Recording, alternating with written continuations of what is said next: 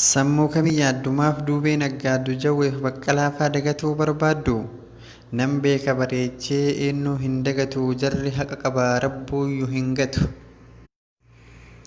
Balaan fedhe bu'ee maaf ardii hin cinne mootiin gabroonfataa maa waan fedhe hin finne jawweef baqqeen fa'as keessa keenya jiru hidhaa fi gidiraan irraa nun jijjiiru. Osomaayyuu dhumne Oromoon martinuu firii jawwee jenna isiniin sarminu. Oromoon qoodamee kaaba fi kibbatti gantuun nu tuffatte dhibbarraa dhibbatti. Hoggayyuu hin boonnaa imimmaan hin dhumu nutti wal jijjiiraa maaf taraa nu tumu.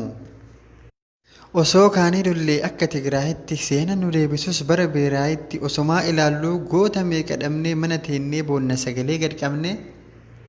Tigraayimmaan har'a nuti morminuu fi hin gowwoomin qomoo hambaan qabu nuufi. Kalee waan nu godhan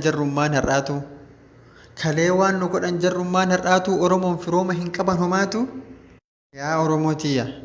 Yaa Oromootiyya maaltu nutti jira diinaa harkaan dhahin koottu gali biraa kanaa nutti argee nutti wal jijjiiraa gadi galoon hundi harka nu mucciira. Numa keessa ciisaa uummanni jajallaan fakkeenya fudhadhumee warra asallaa sangaa haree kenna diinaaf humna tahee erga durii kana kan asiin nu gahe.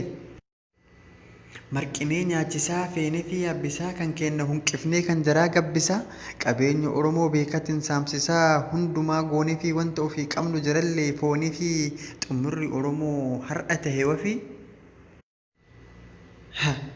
Dubartiin Oromoo mee maal balleessite kaleessuma tana carreessitee garma balkumeetti isinii geessite. Wayii geessuu qofaa Abiyyiif Isaayyaas fuutee afaan kaayaa jaraafuun hin dhabne ilmaan Oromoodhaa hundeedhaan akaaya.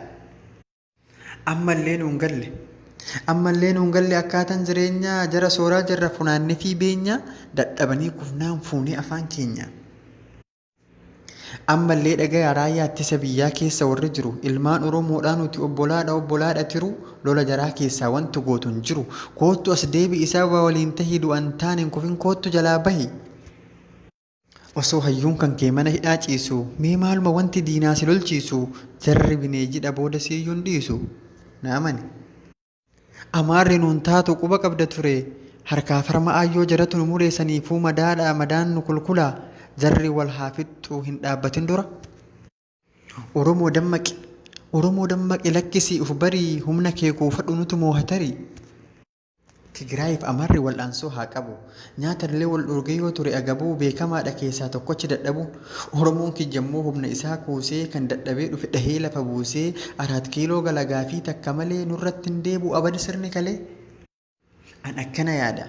An akkana yaada halkanii guyyallee dhukkubsadhee yaada kan koo kana naaf beekan barbaada. Kennuma lolchiisaa boodammoo uf dhaadu seenaa abbaa qabu awwaaluu barbaadu. Tokko kan na gube Isaayyasiisan isa afaan mataa mootii gowwaa argee irratti taphata tarsiimoon Abiyooti isarraa laallate biyyattii Itoophiyaa guutuu galaafate. Qaatuma jibbamte erguma gadhiifte daandii sakaleessaa shookaa achi nyaatte santu si macheessaa. Biyya ati har'a taankiif jeetti hin tumtu kan ergamtoonni kee akkasittuu dhumtu jawwee hin gaafattu ilma seenan faayee laappitooppii takkaan hundi sii haxaa'e. Ati eessaan geettu hayyuu hidhaa kaayaa eessayyuu jiraatu jawween kenna faaya. Biyya hayyoon kalee qalamaan ceesise mootiin gowwaan dhufee duubatti deebise. Qopheessa waliloo Mu'ee Badhaasa Waaqaa.